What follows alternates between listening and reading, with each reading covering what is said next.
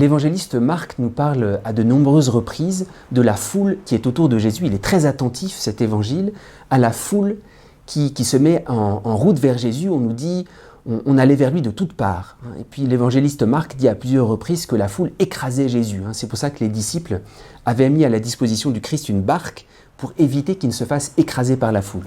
Alors, que signifie cette foule ? Cette foule, d'une certaine manière, rend compte de l'attraction de Jésus sur tous les hommes, qui sont cette foule.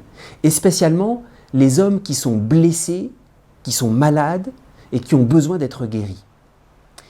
Il y a quelque chose d'incroyable dans la foule, c'est que dans la foule, toutes les différences, tous les grades, toutes les qualités sont un petit peu gommées. Quand on va au sanctuaire de Lourdes, on expérimente ça.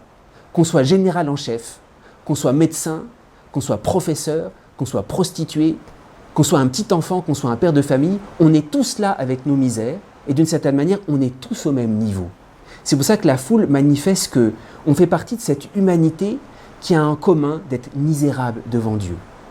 Il y a une très belle expression dans la Bible, une expression significative, lorsque le roi David va mourir, il dit, alors qu'il avait un palais, qu'il était au-dessus de tout le monde, il dit « Je m'en vais par le chemin de tout le monde ». C'est ça la foule.